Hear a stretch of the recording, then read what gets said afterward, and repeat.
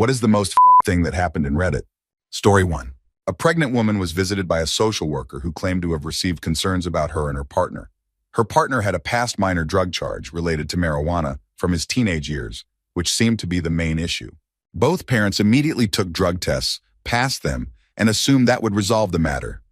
However, the social worker warned that there was still a chance the baby could be taken away after birth, leaving the mother confused and scared. The woman sought legal advice online to find out how to protect her child and what legal options were available. People advised her not to let the woman enter her home again and to contact Child Protective Services, CPS, to speak to a different caseworker. Alarmingly, several CPS workers from her state chimed in, stating that CPS could only investigate living children, not unborn ones. The mother contacted a lawyer and the authorities, discovering that the social worker was actually an imposter, likely planning to abduct the baby under the pretense of being from CPS. Story 2. This story isn't as intense as some others, but it left a lasting impact because I care deeply about pet welfare.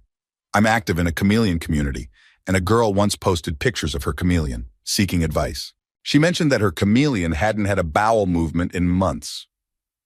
The photo showed the poor creature was severely impacted, with its digestive system bulging and even piercing through its skin, resembling a small pink finger sticking out of its rib cage. I was stunned and checked the next photo, expecting a different angle. Unfortunately, it showed a more recent and much worse condition. The wound had grown to the size of a nickel, with internal organs visibly hanging out. I was horrified that the animal was still alive and managed to capture screenshots to report it as abuse. However, the user deleted the post in their account before I could gather more information for a formal report. It was a distressing situation. Story 3. A teenager wrote online about his resentment toward his sister, who has special needs due to severe brain damage caused by birth complications. He detailed her condition in the post. The mother had become obsessed with finding a cure, spending all the family's money on unrealistic treatments and relying on the teenager for caregiving. This had left the teen with no social life, as his mother insisted on bringing his sister everywhere, even on dates. The breaking point came when he refused to take his sister along on a date. It seemed like the first time he had stood up to his mother, unleashing a lifetime of frustration. 3 weeks later, tragically, the mother took her own life. The teen's father, who had divorced his mother years earlier, was not supportive when contacted. He had moved on with a new family and didn't want involvement. The sister was placed in a care facility, and the teenager moved in with a friend. No further updates were provided, and he was 16 at the time. Story 4. A man shared his story about his wife's infidelity. When he confronted her, she was unapologetic and even made him apologize for exposing her lover. He asked Reddit for advice, and the responses were unanimous. Leave her immediately. He proceeded to file for divorce. The day he told his wife, she tragically killed their 2 children while he was asleep in the basement. He posted an update on Reddit a few days later, and the incident made national news. I found out about this story through a YouTube video I watched recently. Story 5. There was a disturbing post where someone asked for advice on removing a rotting smell from a house, presenting it as a hypothetical situation. A chemical engineer replied sarcastically, suggesting making a bomb to get rid of the smell. As the conversation continued, it became clear that the poster was trying to cover up a crime. The post was reported, and the user's account was eventually deleted, but the posts are still floating around somewhere. He also had other eerie posts, including one about setting up a microwave antenna array to block cell signals around his rural property, allegedly for educational purposes. There were photos of guns, alcohol, and drugs in his truck, captioned ominously, "Tonight's the night." Alongside these were selfies with escorts and guns, labeled with unsettling captions like "Another one of my friends." Story 6. One story that really stayed with me was shared a few years ago. It unfolded on 4chan and was also posted in real time on Reddit, where I followed it. A man visited his girlfriend's house, had a violent encounter with her, assaulted her severely, and then strangled her. He wrote derogatory messages on her body and left her in a disturbing position meant to shock her 13-year-old autistic son, who would eventually find her that way. The attacker also destroyed the cat. He shared graphic details of the incident, even posting pictures of the victim during and after the attack. One statement that particularly stuck with me was when he said, "She fought so hard. The thought of the child finding his mother like that is haunting." The perpetrator later tried to appeal his sentence in 2020 on technical grounds, but thankfully the appeal was rejected. Story 7. A few years ago, there was an AskReddit thread asking people who had accidentally caused someone's death to share their stories. One user recounted a childhood incident where they and a group of friends had pushed a special needs child off a steep hill on a rainy day. Panicking, they abandoned him and swore to keep the incident a secret. The child went missing afterward, likely having succumbed to injuries or fallen into a nearby river. His case became a missing person investigation, with the child's body presumably lost to the elements or scavenged by animals. Someone replied to the post with a link to an unsolved missing child case that seemed to match the description. They even investigated the original poster's Reddit history, which mentioned a move back to their hometown. Coincidentally, the same town as the missing child's case. The post also detailed the location of cliffs and a river within walking distance of a school. All the posts were deleted shortly after. Story 8. During the COVID quarantine, my friend and I followed a series of posts by someone attempting to set up a private gym in their garage. We were interested because my friend had a similar setup. The user had posted questions about licenses, insurance, fees, and general advice on managing the gym. The comments mostly discouraged the idea, citing liability concerns, particularly since the user didn't seem willing to pay for health insurance. A few months later, the same user posted again, but this time it was about someone having died while using his private gym. The comments on this post were harsh, calling him out for ignoring the initial warnings. While I may not remember every detail, this story stood out as an example of how things can go horribly wrong despite well-meaning intentions. Story 9. A few years ago, while waiting for a bus, I stumbled across an AMA thread titled, "I am committing suicide AMA." The person claimed to have taken pills in an attempt to overdose, and the comments were overwhelmingly critical, with people urging them to consider their family and the consequences of their actions. I felt compelled to offer some kind words and support, not wanting the person's final interaction to be purely negative. Surprisingly, they responded, initiating a chat with me because I was the only one who had shown kindness. We talked about their situation, discussed positive things, and even shared some laughs. I consistently asked if they needed help or wanted me to contact emergency services. Eventually, they admitted they might not have taken enough pills, as they expected to be unconscious by that point. I asked if they were planning to try again, and they said no, explaining that they felt more optimistic after our conversation. I followed up a few times afterward, and it turned out their life improved. They found a job and were no longer suicidal. We eventually lost contact, but I'm glad I was there when they needed support. However, the experience had a lasting emotional impact on me. Story 10. We took our daughter to the doctor multiple times because she was having severe allergic reactions, but every test came back negative, and we couldn't figure out what was causing them. It took 3 more months to identify the cause, during which her reactions became increasingly severe. At one point, she became the only baby in the hospital's history to be kept in a clean room because she reacted as soon as she left it. We then started an intense elimination therapy that was as strict as a monk's lifestyle. My husband and I moved our son and younger daughter to his parents' house while we eliminated everything from our daily routine. We stopped using our usual soap, shampoo, deodorant, and laundry detergent before addressing our diet. After 3 more months, we finally discovered that she was allergic to coconut, a rare allergen not included in the standard skin test panels. We felt an overwhelming sense of relief, and I even laughed hysterically, not knowing whether it was from relief or happiness. Coming from a culture that uses coconut in almost everything, it seemed ironic. I'd always disliked coconut oil, which my mother used in my hair growing up, leaving it greasy. When I was old enough, I stopped using it altogether. When we shared our daughter's allergy with others, everyone found it amusing, given my well-known dislike for coconut oil. My mother also laughed and joked that my baby must have heard my complaints while in the womb and decided to hate it too. We all had a good laugh and left it at that. Or so I thought. My mother had always been supportive and respectful of my parenting decisions, even though I chose not to raise my children religiously. The only topic she continually disagreed on was the use of coconut oil. My daughters have textured curly hair, which was surprising since my husband and I both have straight hair. While my mother believed that a bit of oil would soften and define their curls, I was hesitant to introduce new products due to my older daughter's history with allergies.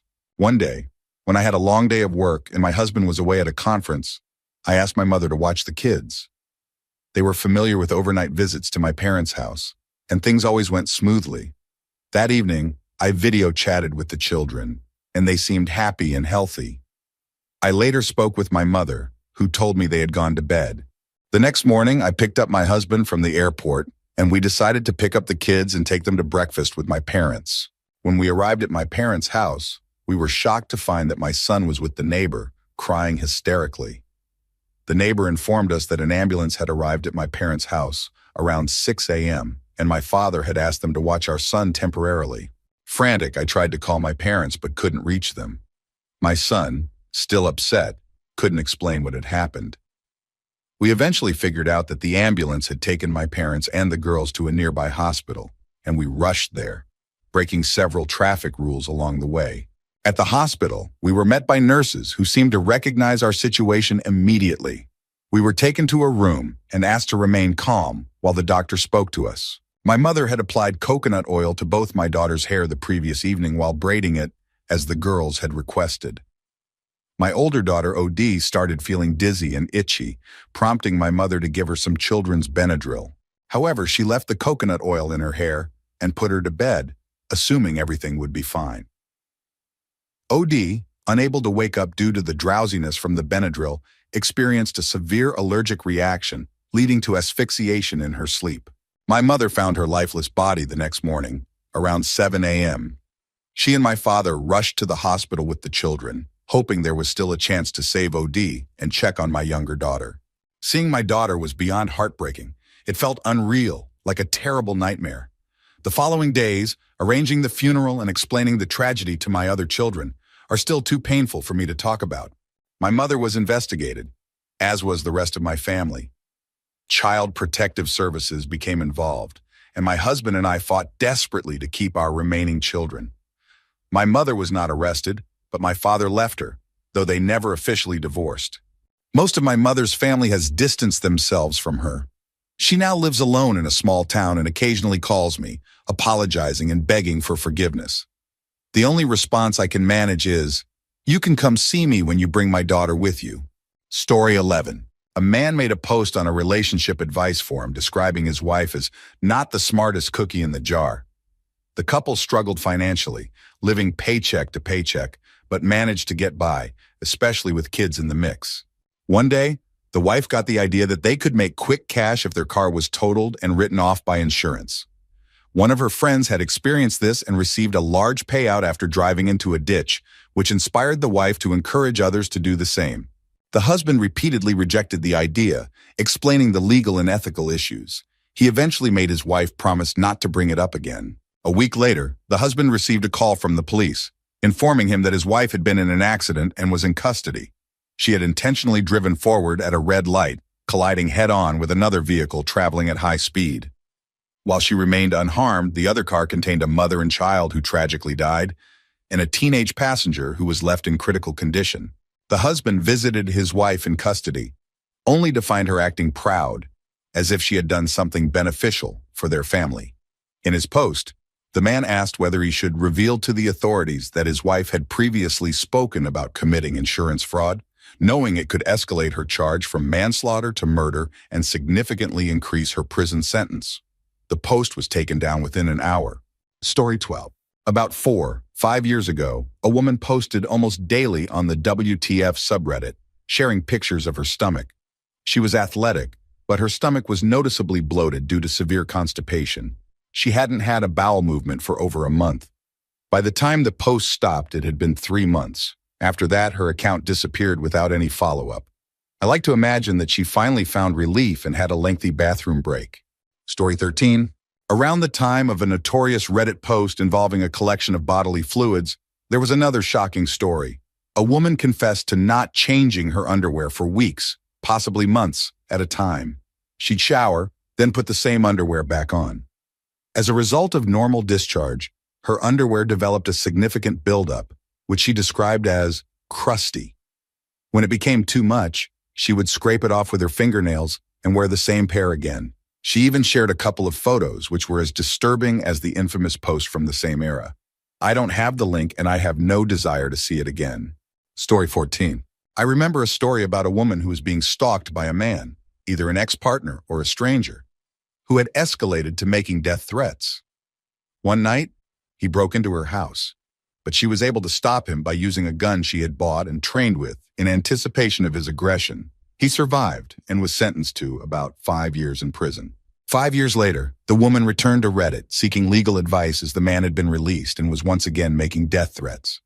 She later deleted her post, and her current situation remains unknown.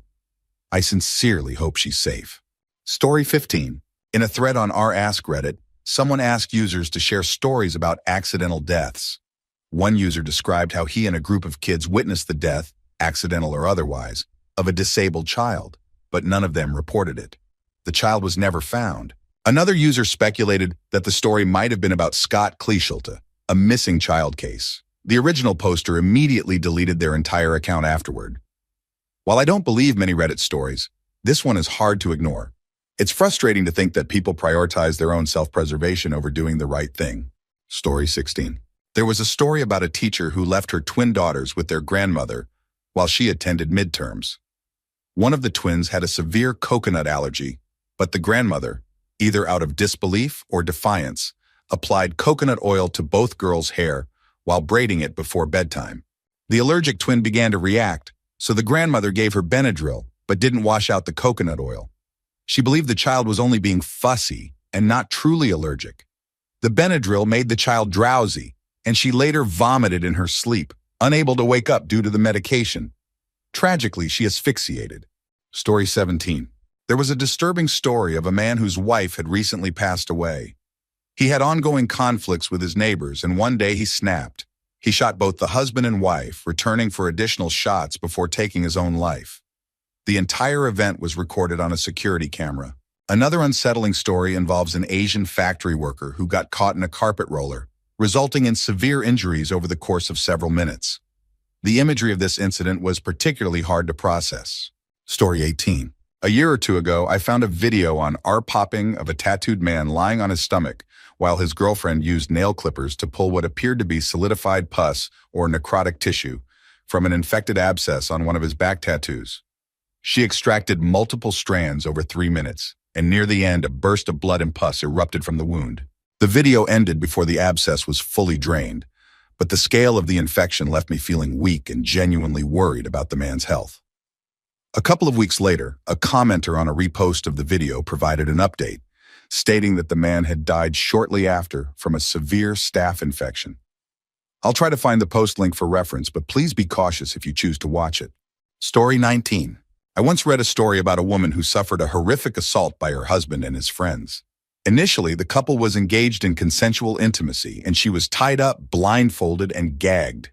However, things took a dark turn when the husband left the room and returned with multiple other men, who then assaulted her while she was unable to protest due to the restraints. The details were devastating, with questions raised about whether she was physically harmed in other ways. The post, dated between 2017 to 2019, left me appalled at the cruelty involved, and I sincerely hope the woman has since found some peace and healing. I've always wondered if she ever posted an update. Story 20. In a similar story, a grandmother insisted on feeding her allergic granddaughter cookies made with ingredients she was allergic to, including bananas. Despite warnings, the grandmother baked a batch of cookies and attempted to give one to the toddler when her mother briefly left the room.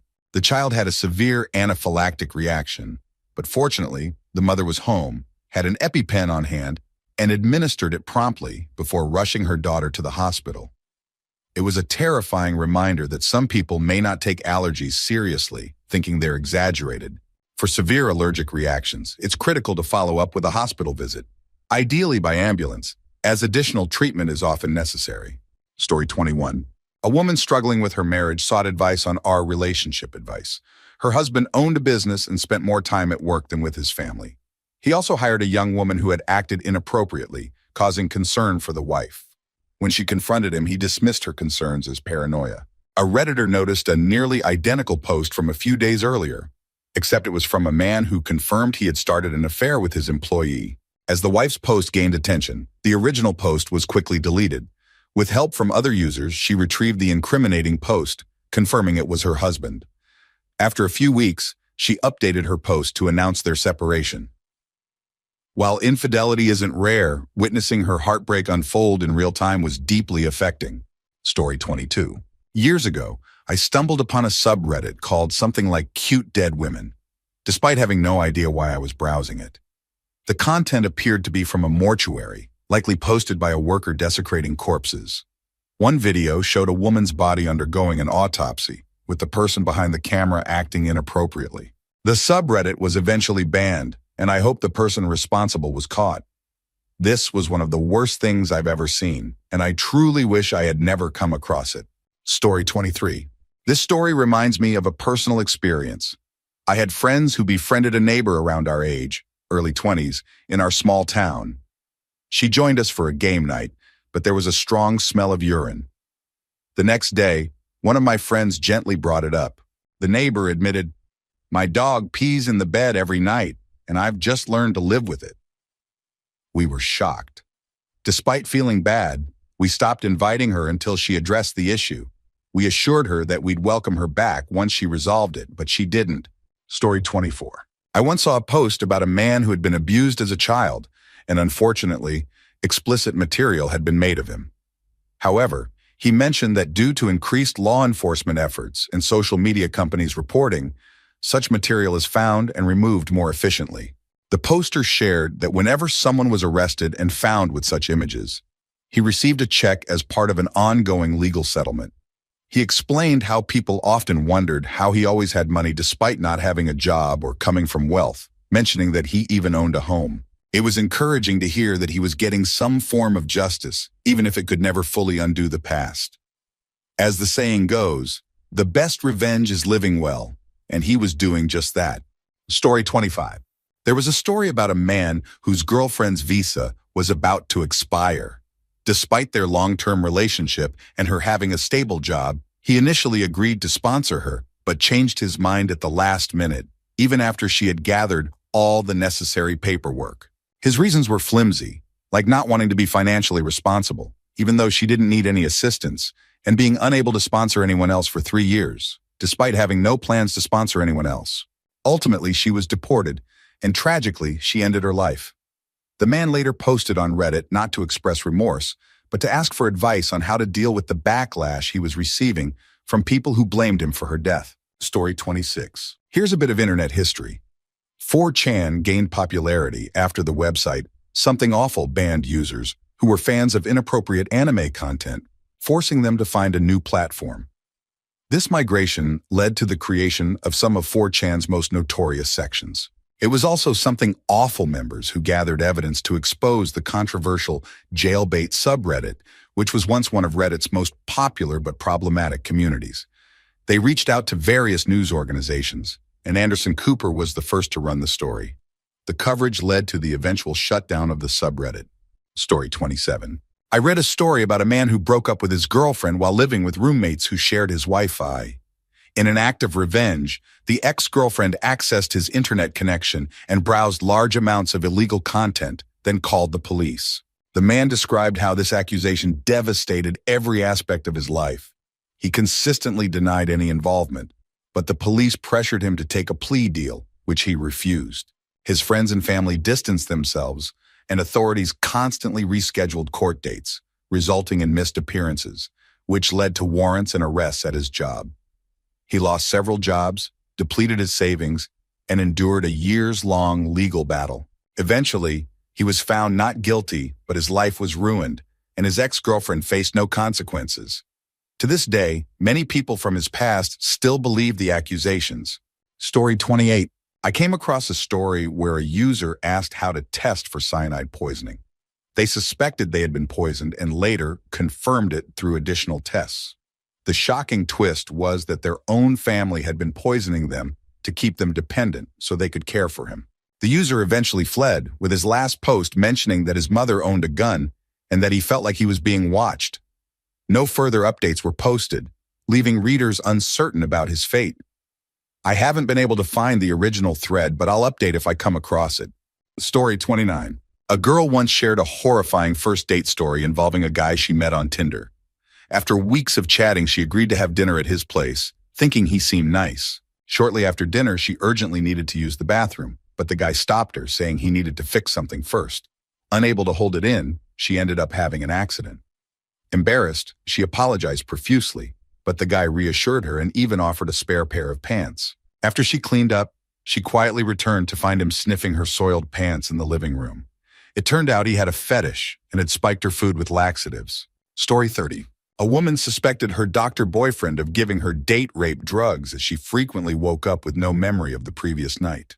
He claimed that everything had been normal and consensual. One commenter asked if she had any welts or bites, which she confirmed. They suggested she might have bed bugs, which can cause short-term memory loss as a side effect. She checked her mattress and discovered an infestation, resolving the mystery. Story 31. In one memorable story, a man was waiting outside a store for his wife, who was shopping. A woman nearby suddenly started accusing him of trying to kidnap a child, leading bystanders to attack him. In the confusion, the wife emerged, knocked the woman down, and shielded their child, explaining the misunderstanding to onlookers. The man tried to prove it was his child by showing pictures, but people assumed they were creepy and continued to assault him. This story, read long before I got into Reddit, has stuck with me ever since. Story 32. After the 2013 Boston Marathon bombing, Reddit users misidentified one of the suspects as Sunil Tripathi, a missing Brown University student. Despite no evidence beyond a vague resemblance, the theory spread across social media and was even picked up by journalists who failed to verify the claim. Tripathi's family faced relentless harassment, forcing them to take down a Facebook page dedicated to finding him. Days later, Sunil's body was found. He had died by suicide. Authorities never considered him a suspect. It was purely a result of misinformation on social media. The entire incident stemmed from users thinking he looked like one of the released photos. Story 33. For a long time, a prominent member of Reddit was a user who managed several subreddits related to disturbing content, including inappropriate images, violent death, and harassment. This user was highly regarded by the community at the time. When a journalist revealed his real identity, Reddit users reacted with anger, with many doxing the journalist in retaliation. Despite the controversial nature of the user's content, many users defended him. The incident was emblematic of Reddit's struggle with harmful subcultures and has since faded from collective memory. There was also an instance where a subreddit founder, who had a change of heart, attempted to shut down a hate community they had created. However, Reddit's administration intervened to keep the subreddit alive, demonstrating a concerning willingness to prioritize platform engagement over ethical considerations. Story 34. A disturbing legal advice post involved a man seeking help before his trial, claiming he was wrongly accused of assault. However, his own account revealed clear signs of coercion. He described how the woman didn't want to visit his place, stayed on her phone trying to get a signal, and repeatedly pushed him away. He took her phone and then initiated physical contact without her consent. When users called him a perpetrator, he seemed confused, insisting that she hadn't explicitly said no. The post, archived by the time I saw it, left me hoping that the man was found guilty. He eventually stopped replying to the comments, indicating a possible realization of the severity of his actions. Story 35. Shortly after the Russian invasion of Ukraine, I found a post from someone claiming to be a 17-year-old boy trying to escape with his younger sister.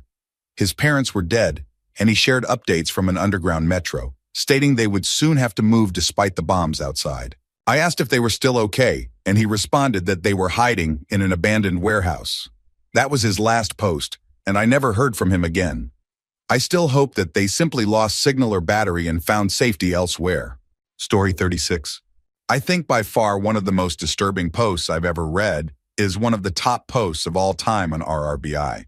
I was bored one night and just looking for rabbit holes to read through, as one does, LOL, and came across the post in question. That post made me physically ill and haunted me for weeks. There are still times it comes up randomly, so I'm only posting from memory because I have no urge to reread it again. Not sure if it was because it hit so close to home due to OP being gay as I am because of the assault, or because of being wronged in such awful ways by so many, and similarities to my own adolescence. I was disowned at 14 for being gay, and was assaulted by one of the first men to help me off the street. Among other hardships in my teen years that were all in some way related to me being openly gay. Or maybe it was just because it's truly an awful story, and the implications of the place being real make my skin crawl just thinking about it. The post was from a man who was looking for info on a gay conversion camp he had been forced to go to by his parents. He didn't have many details about where it was because he was forced to wear a blindfold for most of the travel. He went into disturbing detail, which I assume was somewhat cathartic, hoping that others who might have survived could recognize the place and come forward. Because of that post, he was able to connect with a few other men who were still alive and had also been sent there. I believe the conversion camp was run either by a church affiliated with his parents' religion or a religious organization in general. However, what he described was essentially sexualized abuse. As children, they were repeatedly beaten, assaulted, and terrorized in attempts to show them the evils of gay relationships. From what I remember, the abuse was so severe that it was akin to these children being sold into servitude, with no control and constant victimization by a large number of people. Not all of them made it out alive. However, the most horrific aspect was the final test before being allowed to leave. The children were tied or secured to a chair and then assaulted. If they showed physical arousal, they were further assaulted by individuals who were knowingly and seemingly proudly HIV positive. This was their sentence for failing to change, and the abusers instilled the idea that HIV itself was a divine punishment. The children were told that if they were still attracted to men after all of this, then getting HIV was their fate, and they were simply speeding up the process. One of the worst parts was that his parents apparently knew the potential outcomes beforehand. They were told that he would either not return, come back cured, or come home infected and dying. OP later discovered he was indeed HIV positive, proving that the infection wasn't just a scare tactic, it was deliberate. The original post was very long, so I've left out a lot, and I'm only recounting this from memory, but it remains one of the most evil and disturbing posts I've ever read. The implications are even worse. How many other children were tortured at this facility? No one ever investigated it, and those who profited from and perpetrated the abuse are still out there. The church that ran it still exists. And if there's one such place, who knows how many others are out there? Despite survivors coming forward and contacting authorities, no formal investigation has ever taken place. When I say this story has kept me up at night multiple times, I'm not exaggerating. I've read a lot of disturbing content on Reddit, but nothing has compared to this one, at least for me. Wherever OP is now, I genuinely hope he's doing okay, that he's safe, and that he has people who care about him and whom he cares about. I hope he's been able to experience love and joy despite everything. I can't imagine the bravery it took to share his story with the public, knowing that no one had been held accountable or even knowing if the place still existed. Just writing this brief outline of his story has made me feel sick again and has broken my heart all over. Story 37. I remember a post where a father vented about his firstborn son. As a baby, the boy cried constantly, and during early childhood, he refused to use the toilet and would hide his messes. He was also extremely destructive. Despite therapy and psychological evaluations, things didn't improve. When the son became a teenager, the parents had a daughter. One day, the teen locked himself in a room with the baby and made shallow cuts with a knife while she screamed. The mother kicked the door down and beat him nearly to death. Fearing for their safety, the mother, father, and baby stayed in the basement for days while the son destroyed the rest of the house, tearing apart furniture and cabinets. After a couple of days of silence, they went upstairs to find no trace of him. They sold the house and fled the state. The father never mentioned the son's name and refused to look into his whereabouts, fearing what he might find. It was an incredible story, but it was heartbreaking to read the father's perspective. Story 38. I read a story about a young man whose mother cheated on his wealthy stepfather. Despite raising him and his younger sisters as his own, the stepfather cut all ties when he left the mother. The younger sisters were devastated, losing the man they considered their father. With the stepfather no longer supporting them, the family fell into financial hardship, forcing the son to find a job to help with bills. College plans were ruined, and the future looked bleak. The son distanced himself from his mother, who eventually begged him for forgiveness. He told her he wanted nothing to do with her because she had ruined their lives. An update revealed that the mother sent the girls to a neighbor's house while the son was at work and then took her own life. The children ended up living with unfamiliar relatives who constantly argued and yelled at them. Story 39. In the Asshole, a 19-year-old girl shared her story. She had been dating her boyfriend for 3 years, but they were both virgins. As hormones kicked in, the boyfriend started hinting at wanting intimacy, which led her to break up with him due to the pressure. Shortly after the breakup, an older coworker took her to a parking lot and initiated intimacy. She described him as old and greasy, but kind. When her ex-boyfriend tried to reconcile a few weeks later, she told him what had happened, leading him to break down in tears and call her names. She posted seeking opinions, but the moderators banned many users for harsh comments. This happened about 4-5 years ago. Story 40. One infamous subreddit was known for hosting inappropriate images of underage individuals and attracting users who traded such content. It was called Jailbait and faced widespread backlash before being shut down.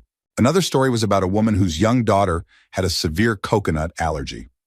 The grandmother ignored precautions while babysitting, applying coconut oil to the child's hair after a bath and giving her Benadryl when the child complained of itching. The Benadryl made the girl drowsy, and she tragically suffocated in her sleep due to the allergic reaction. There was also a story about a man who, during a bad drug trip, mutilated himself. A user privately messaged him for proof, and the man reportedly sent photos after being discharged from the hospital. Story 41. One story involved a woman discovering her husband was having an affair with her mother while she was pregnant. This revelation was devastating, especially since the woman's twin brothers turned out to be her husband's children, the result of a decades-long affair. The mother had been with the husband since he was underage, and when the affair was exposed, she divorced her own husband. The woman gave birth, obtained protective orders against her mother, and restricted the husband's access to their children, ensuring they would eventually learn the truth. The husband's older children disowned him. Meanwhile, the mother violated protective orders multiple times. After the husband broke things off with her, she fled. Story 42. This one isn't as intense, but it stuck with me. About a year ago, a woman posted on the Dallas subreddit that her husband had gone missing while on a trip for a bachelor party. He'd separated from his friends after an argument, and she feared the worst. I initially assumed it was a misunderstanding or drama. However, within hours, users began sharing updates about local events, and the woman's fears were confirmed. Her husband had gone for a ride with a stranger in a sports car, and they had both died in a crash. This story wasn't disturbing in the traditional sense, but it made me realize how real-life tragedies can unfold on platforms like Reddit. It also hit home for me as it mirrored one of my own fears about receiving devastating news out of nowhere. Story 43. There was a story about a couple who met in a puppeteering class and planned a puppet-themed wedding. They insisted that not only would the wedding be officiated by a puppet, but the entire bridal party would have their own puppets as well. But it didn't stop there. In lieu of gifts, they wanted all the guests to purchase their own puppets and be in character throughout the event. Guests were not allowed to put the puppets down at any point during the wedding. The cost was a significant factor, as the OP mentioned a price range of $150 to $500 per puppet. People also raised logistical concerns, such as how to eat and drink with a puppet on one hand. The OP argued vehemently that the wedding would encourage guests to step out of their comfort zones and that having a sea of puppets dancing would make for amazing photos. As someone with a fear of puppets, imagining a wedding like this is truly unsettling. Story 44. On a smaller scale, one post that really bugged me was from a young girl, probably around 18, who posted a picture of her face. She was criticized for the appearance of her upper eyelids, with commenters accusing her of using makeup. She kept insisting that she wasn't wearing makeup there.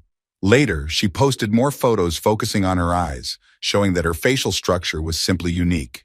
The backlash she faced seemed really harsh, especially for a teenage girl who might already feel self-conscious. I suspect this happened in the Progress Pics subreddit, as that's one of the few communities where people frequently post selfies. This was about 2 years ago. I often come across posts about toxic relationships, manipulative bosses, and narcissistic parents. It's all heartbreaking. Sometimes I wish I had the power to fix these issues instantly, targeting the real problem makers. Story 45. One story involved a man who believed he was being monitored and harassed by the FSB, Russia's Federal Security Service. He claimed that they were breaking into his home, moving his belongings, swapping grocery items with similar products, and engaging in tactics akin to psychological warfare. He believed this was happening to regular people in countries bordering northwest Russia, like Estonia and Finland, as part of psychological preparation for potential conflict. His paranoia extended to his workplace, where he resigned, convinced that his colleagues were part of the conspiracy. Despite repeated attempts by others to help him understand that the FSB was unlikely to target someone working in the service industry, he remained convinced of the harassment. He has shared his theories on various platforms for over 5 years under multiple names, claiming to have received threats both in person and online. His refusal to seek mental health care, despite it being affordable in his country, suggests a deeper issue. However, he sees no possibility of mental illness and continues to reject any form of help. Story 46.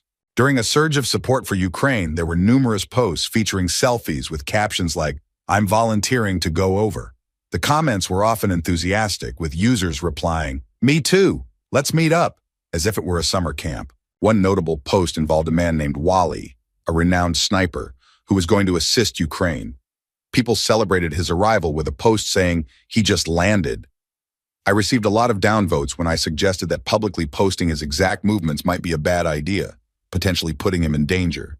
I hope he is still alive, but given how much information was shared online, it wouldn't be surprising if well-meaning but reckless users compromised his safety.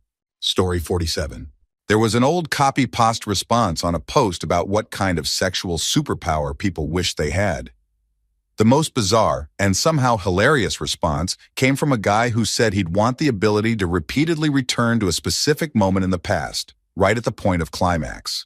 He described a scenario where he'd keep returning to the moment of orgasm, repeatedly freezing time and living out the rest of his life between visits. In real time, his girlfriend would experience an endless stream of climaxes from him, initially finding it amazing, then horrifying as he aged rapidly before her like some sort of stop-motion animation, all while continuing to ejaculate. He even went into calculations about how much this would result in, estimating over 100 gallons of fluids over 5 minutes of real-time experience. If the time travel frame rate was increased, he speculated that the volume could exceed 200 gallons. The commenter humorously acknowledged the limits of the scenario, noting that, realistically, the person would appear to be in fast-forward mode. It was a strangely detailed and absurd response, highlighting how bizarre the internet can be. Story 48. There was a Reddit story where OP left their child in the care of their mother-in-law, MIL. While outside by a lake, Mill left the toddler alone to switch the laundry. When she returned, she found the child had tragically drowned. The parents were understandably devastated and reported the incident to the authorities, despite MIL begging them not to. As a result, MIL was sent to prison. Years later, the couple had another child, and ML, having been released, found out. She showed up at their home, asking to see her new grandchild. Many commenters advised OP to let MIL see the baby, but it was a deeply complicated situation. Story 49. I read a confession from a man who admitted to having feelings for a friend who had repeatedly rejected him. One night she passed out at a party, and he took advantage of her, describing it as making love. The next day, the woman was distraught, not knowing who had assaulted her. The man pretended to be a supportive friend, and over time, a relationship developed between them. At the time of his post, they were married, and he claimed to feel guilty, but also believed it was a blessing in disguise because she had fallen in love with him. The story was posted on Our Confessions in the controversial section, and reading it was deeply unsettling. It left me feeling sick for days, as it served as a disturbing reminder of how little you may truly know about someone. Story 50. There was a well-written creepypasta that, while fictional, was quite eerie. It told the story of a man whose girlfriend had died, only for him to start receiving messages from her again. Initially, he thought it was a cruel prank, but he gradually got drawn in. The messages were composed of words and phrases from her old texts when she was alive, which added to the unsettling feeling. As the story progressed, more bizarre events unfolded, with the most chilling twist being that the OP's replies in the discussion were also composed of phrases from his previous comments. The creepypasta played with reality, making it an engaging read. Story 51. I don't think these are the most shocking stories, but they did come to mind. The first one is about a guy who had a long-term girlfriend who was in the country on a work visa. She suddenly lost her job and was at risk of being deported, so she needed to find a new one quickly. Seeing how stressed she was, he offered to sponsor her visa. She initially refused multiple times, not wanting to put him in that position, but he persisted, saying he loved her too much to let her leave. Eventually, she agreed. She stopped job hunting as aggressively, and he noticed her mood improving. She then spent months gathering all the necessary paperwork, taking him to meetings with immigration officials, and handling the formalities. During this process, he began to regret his decision, feeling it was unfair to him, even though he had insisted on it. With about a month left to finalize everything, he told her he wouldn't sponsor her anymore, believing it was too much of a burden for him. She ended up being deported. When people online called him out for his actions, he portrayed himself as the victim, claiming it was unfair to be put in that position. In a later update, he mentioned she had sold her car, sent him the money along with a love letter, but he found out through a mutual friend that she had taken her own life, likely due to having an abusive family and no support back home. His only concern in the update was seeking advice on how to convince his friends that it wasn't his fault. He showed no remorse and kept the money she had sent. The second story involves a woman whose mother-in-law was allegedly poisoning her. When she started suspecting something was wrong, she spoke to her husband, who dismissed her concerns. The next time they visited, she swapped her meal with her husband's, and he became violently ill, just as she had in the past. When she revealed what she had done to prove her suspicions, it turned out that her husband was complicit in the poisoning, and he became furious, accusing her of harming him. Story 52.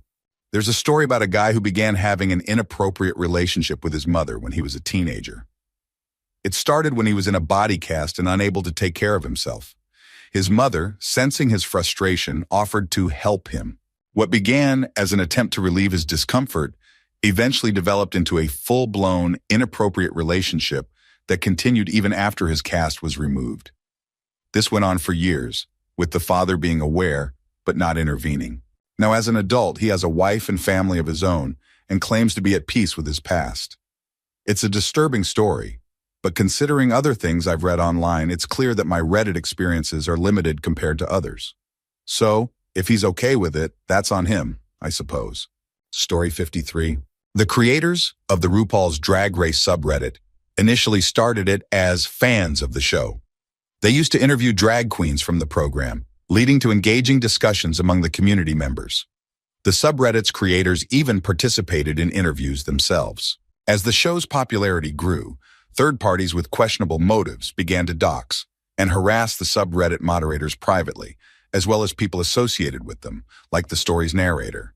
The situation escalated when these attackers started posting screenshots of private photos from dating apps, targeting both moderators and contestants they disliked. The privacy violations were severe, with calls for action against the meddlesome moderators becoming common. To this day, no one knows who the new moderators are, but there are suspicions that right-wing individuals or groups with ties to Russian oligarchs may be involved, given their hostile reactions to criticisms of political figures like Vladimir Putin or Donald Trump. The reason this drama unfolded on a TV show form was because the show has a significant impact on the LGBTQ+ community and political discussions, even featuring guests like Alexandria Ocasio-Cortez and Nancy Pelosi. Unfortunately, Reddit never intervened, leaving many of those affected still scarred by the doxing incident. Story 54. These stories came from an old Reddit thread where people shared incidents where someone lost their life. Among the many disturbing accounts, there are two that I remember distinctly. The first is about a man who was playing video games upstairs with headphones on when someone broke into his house and assaulted his wife downstairs. He eventually heard her screams, rushed downstairs with a gun, and shot the intruder. It's a tragic story of how quickly life can change. The second story is about a carpenter working on a house meant for college students. He accidentally left a towel inside part of the furnace, or AC unit, which blocked the flow of toxic gas emissions. Several months later, after the students moved in, 4 or 5 of them died from gas poisoning. When the carpenter saw the news, he realized it was his fault, leading him into a deep depression. Story 55. When I was a teenager, my grandmother moved in with us as she started experiencing dementia. Our relationship quickly deteriorated. Living with her was very different from just exchanging letters or phone calls. It wasn't her fault. Dementia changes people, but I struggled with her behavior. Everything that went missing was blamed on me. If she lost something, she assumed I had stolen it. She couldn't accept that she might have misplaced things. The worst incident was when she lost some photos and insisted my parents search my room while I kept shouting that I had never touched them. I was a teenager. Why would I want her garden photos when I could just go outside and see the garden myself? One night, I woke up to her calling my name repeatedly from the bathroom across the hall. I assumed it was early morning since she usually woke up at 5 a.m. I figured she was accusing me of taking something again, so I pretended not to hear her. She continued shouting my name for about 30 minutes until my mom finally woke up and went to check on her. I thought, finally, someone else can deal with this. Unfortunately, her kidneys had shut down suddenly, and she had been vomiting and bleeding, calling for help. She was 85, and it's unlikely that 30 minutes would have made a difference, but she passed away a few days later. While I know it wasn't my fault, I still feel responsible for her extended suffering. I'm sorry, Grandma. Story 56. This is one of those stories that's tough to forget. There was an elderly man who came into the ER in a terrible condition, practically on the brink of death. He had diabetes and wasn't receiving proper treatment. The backstory is that he had moved in with his sister and her husband, who neglected him severely, only providing minimal food and water. The neighbors reported a foul smell coming from the garage where the man was being kept. Emergency responders were called to investigate, thinking it might be a deceased person. When they found the man, he was still alive, but in horrible shape.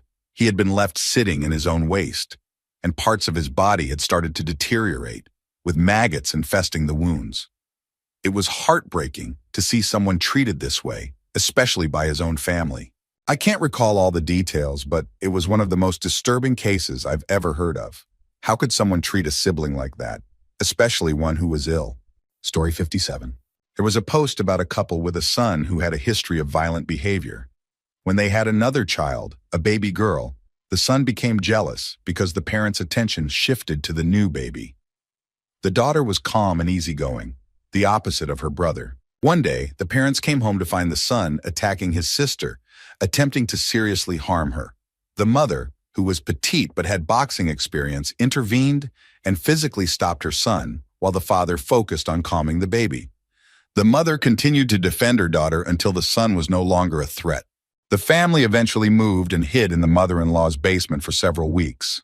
The son survived but hasn't been seen by the parents since that incident. Story 58.